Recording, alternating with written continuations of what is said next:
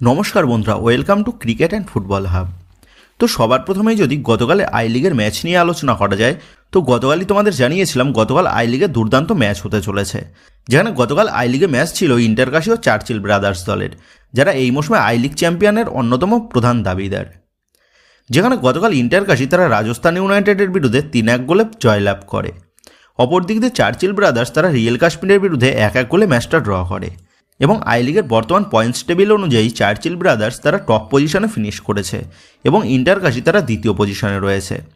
তবে এবার প্রশ্ন হচ্ছে, এই মৌসুমে আসল আই লিগ চ্যাম্পিয়ন কোন দল হলো?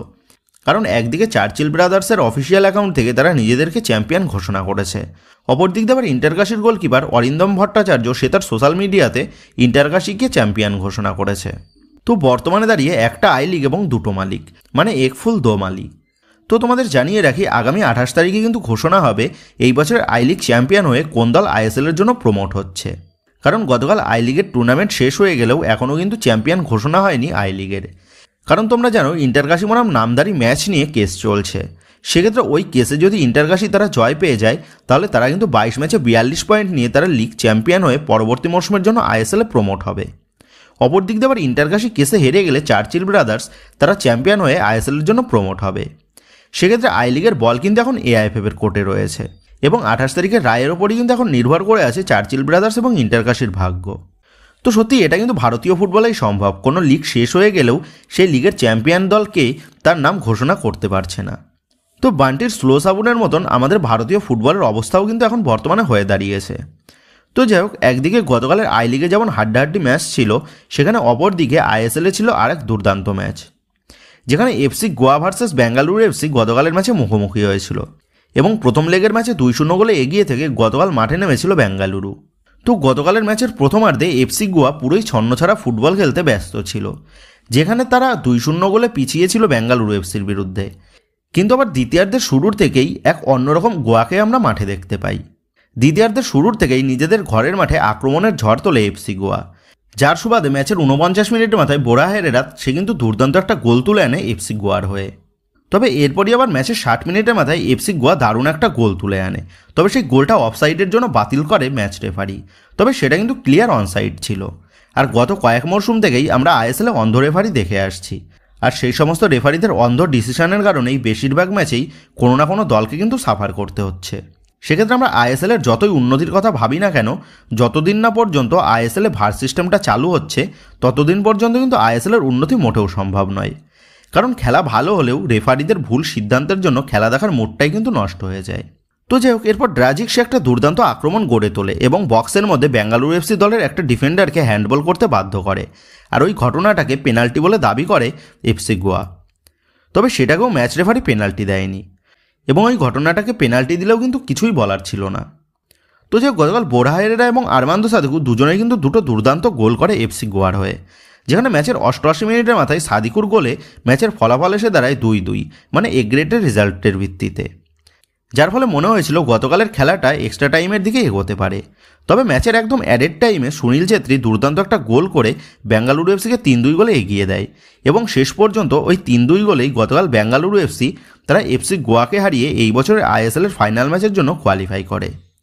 তো গতকালের ম্যাচে এফসি গোয়া দুর্দান্ত খেলেছে, সেটা কিন্তু তোমরা সকলেই দেখেছো, যেখানে গতকাল 18টা শটের মধ্যে 10টা শট অন টার্গেট কিন্তু রেখেছিল এফসি গোয়া। উল্টো দিক দিয়ে বেঙ্গালুরু এফসির গোলকিপার গুরপ্রীত সিং সান্ধু সে গতকাল বেশ কিছু দুর্দান্ত ম্যাচ উইনিং সেভ করে। তো গতকাল এফসি গোয়া দুর্দান্ত খেললেও তাদের ভাগ্য এবং রেফারির কিছু সিদ্ধান্তের কারণে তাদের এই মৌসুমের আইএসএল থেকে কিন্তু বিদায় নিতে হয়।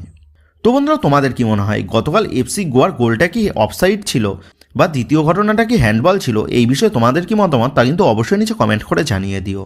তো যাই হোক, এবার নেক্সট আপডেটটা 31 বছর বয়সী মরক্কান ডিফেন্সিভ মিডফিল্ড পজিশনের প্লেয়ার আহমেদ জাহুকে নিয়ে। তো এই আহমেদ জাহুকে তোমরা সকলেই চিনে থাকবে, কারণ আইএসএলের one of the best midfielder হিসাবে নিজেকে প্রমাণিত করেছে এই আহমেদ জাহু।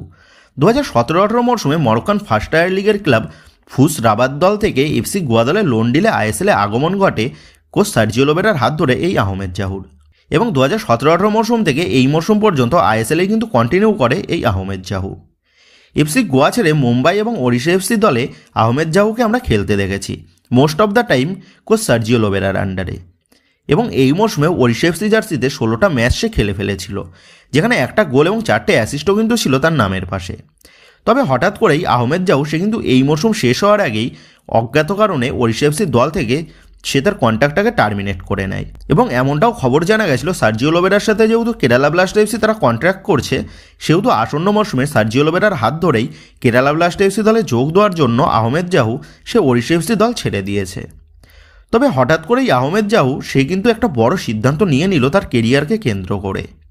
তো আহমেদ জাহু সে হঠাৎ করেই তার ফুটবল কেরিয়ারের ইতি টেনে নিয়েছে এবং ফুটবল জীবন থেকে অবসর নিয়েছে, যেটা হয়তো কোনো আইএসএল সমর্থকরাই কল্পনা করতে পারেনি বা এখনও তোমরা বিশ্বাস করতে পারছো না, কারণ মাত্র 36 বছর বয়সেই সে যে ফুটবল জীবন থেকে অবসর নিয়ে নেবে সেটা কিন্তু কেউই বুঝতে পারেনি।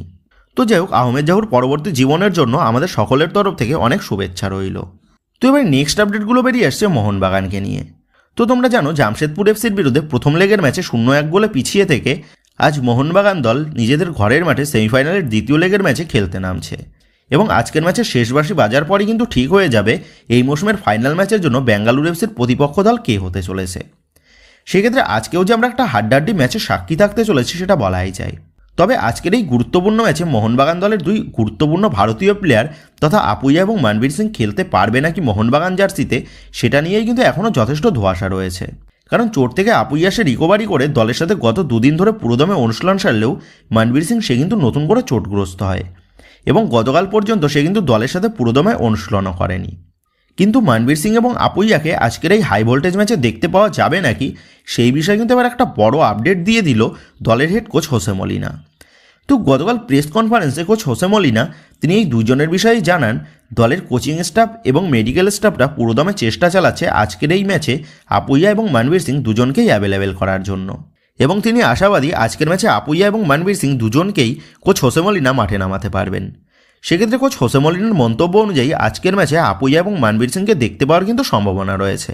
তবে আপুইয়াকে প্রথম একাদশে দেখতে পেলেও মানবীর সিংকে খুব সম্ভবত সাবস্টিটিউট হিসাবেই কিন্তু মাঠে দেখা যেতে পারে। তো যাই হোক, এবার যদি আজকের এই হাই ভোল্টেজ ম্যাচের জন্য মোহনবাগান দলের সম্ভাব্য একাদশ কেমন হতে পারে সেই নিয়ে কথা বলা যায়, তো কোচ হোসে মলিনা তিনি আজকের ম্যাচের জন্য 4-4-2 এই ফরমেশনে কিন্তু দল নামাতে চলেছেন, যেখানে দলের গোলকিপার পজিশনে দেখা যাবে বিশাল কায়েতকে, চারের ডিফেন্সের দুই সাইড ব্যাক পজিশনে দেখা যাবে শুভাশিস বোসের সাথে আশিস রায়কে, এবং মোহনবাগান দলের জোড়া বিদেশি সেন্টার ব্যাক হিসাবে থাকবে অ্যালবার্টো রড্রিগেসের সাথে টম এলড্রেড।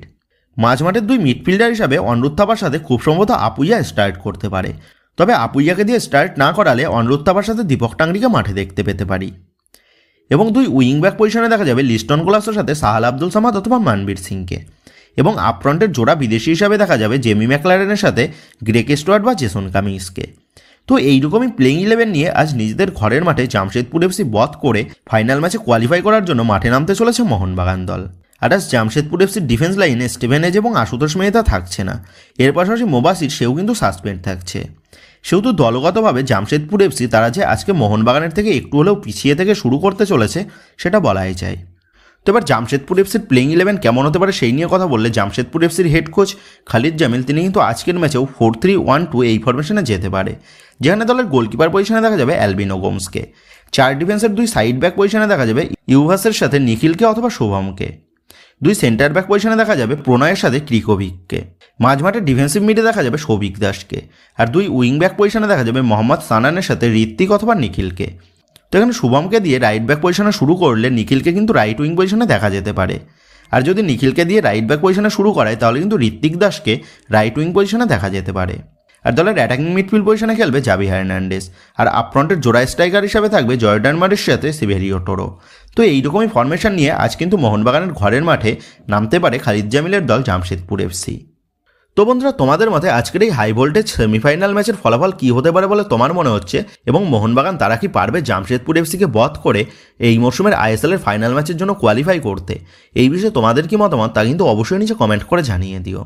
তো বন্ধুরা, এই ভিডিওতেই গুরুত্বপূর্ণ আপডেট করা নিয়েই তোমাদের মধ্যে আলোচনা করার ছিল। তো আশা করি ভিডিওটা তোমাদের ভালো লেগেছে। তো যদি ভিডিওটা ভালো লেগে থাকে তাহলে ভিডিওতে লাইক দিয়ে চ্যানেল সাবস্ক্রাইব করে পাশে থাকা বেল আইকনটা অবশ্যই প্রেস করে দিও। আর তোমরা যারা এখনও পর্যন্ত আমাদের সোশ্যাল মিডিয়া পেজের সাথে যুক্ত হওনি তারা কিন্তু অবশ্যই নিচের ডেসক্রিপশন বক্সের লিঙ্ক থেকে আমাদের সোশ্যাল মিডিয়া পেজের সাথে যুক্ত হয়ে যেও, কারণ এখন কিন্তু সমস্ত লেটেস্ট আপডেটগুলো সবার আগে আমাদের সোশ্যাল মিডিয়া পেজেই পোস্ট করা হয়। আর তোমরা এখন ফেসবুক এবং ইনস্টাগ্রামে গিয়ে তোমরা আমাদের এই চ্যানেলের নাম লিখে সার্চ করলেও তোমরা কিন্তু আমাদের ফেসবুক এবং ইনস্টাগ্রাম পেজটাও খুঁজে পেয়ে যাবে। সেক্ষেত্রে তোমার প্রিয় দলের সমস্ত রকম লেটেস্ট আপডেট সবার আগে জানার জন্য এবং আমার সাথে সরাসরি যে কোনো বিষয়ে কথা বলার জন্য তোমরা কিন্তু অবশ্যই মনে করে আমাদের সোশ্যাল মিডিয়া পেজের সাথে যুক্ত হয়ে যেও। তো বন্ধুরা, এই ভিডিওটা এটুকুই ছিল। তো আসি বন্ধুরা, দেখা হচ্ছে পরের ভিডিওতে।